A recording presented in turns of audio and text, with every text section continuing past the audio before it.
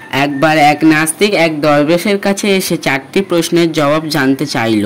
বলল, আপনি যদি আমাকে এই 4টি প্রশ্নের সঠিক উত্তর দিতে পারেন তবে আমি মুসলমান হয়ে যাব। প্রশ্ন 4টি হলো: 1 নম্বর প্রশ্ন, বলা হয় যে আল্লাহ সকল কিছুর স্রষ্টা। যদি তাই হয় তবে আমরা তাকে দেখতে পাই না কেন? 2 নম্বর প্রশ্ন, না দেখে আল্লাহকে বিশ্বাস করার কথা বলা হয়েছে কেন?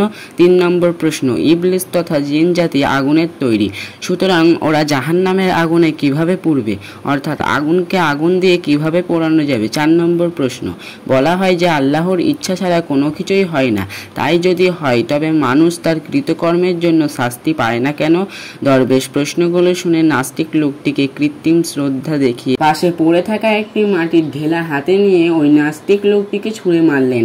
এতে লোকটির মাথায় আঘাত লেগে ফেটে গেল। তখন দরবেশ বললেন, এই হচ্ছে তোমার 4টি প্রশ্নের জবাব। অতবার মাটির ঢেলার আঘাতে আহত নাস্তিক লোকটি আদালতে গিয়ে কাজীর দরবারে দরবেশের বিরুদ্ধে মামলা দায়ের করলেন। কাজী ওই নাস্তিকের বিবরণ শুনে দরবেশকে জিজ্ঞেস করলেন, আপনি ওই ব্যক্তির প্রশ্নের জবাব না দিয়ে এভাবে মারলেন কেন? উত্তরে দরবেশ বললেন, এই হচ্ছে তার 4টি প্রশ্নের সঠিক জবাব। এর দ্বারা তাকে আহত করা আমার উদ্দেশ্য ছিল না। ঢিল ছুঁড়ে কিভাবে প্রশ্ন 4টির জবাব দেয়া হলো, এই রহস্য উদ্ঘাটন করার অনুরোধ করা হলে দরবেশ বললেন, লোকটির প্রথম প্রশ্ন ছিল, আল্লাহ সবকিছুর শ্রেষ্ঠ, অথচ তাকে দেখা যায় না কেন? জবাব হলো, ঢিলের আঘাতে এ ব্যক্তি ব্যথা পাওয়ার কথা বলেছে, এর অস্তিত্ব কোথায়? ব্যথার যদি অস্তিত্ব থেকেই থাকে তবে তা দেখা যায় না কেন?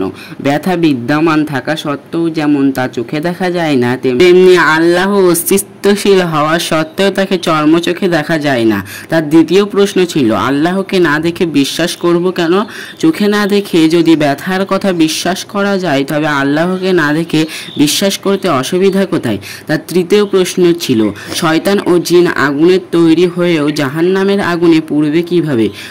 মানুষ মাটির তৈরি মানুষকে যদি মাটির ঢেলায় আঘাতে ব্যথা দেওয়া যায় তবে আগুনের তৈরি জিনকে আগুনে পোড়ানো যাবে না কেন? তার চতুর্থ প্রশ্ন ছিল, আল্লাহর ইচ্ছা ছাড়া কোনো কিছু ঘটে না, তাহলে মানুষের কৃতকর্মের জন্য মানুষকে শাস্তি দেওয়া হবে কেন?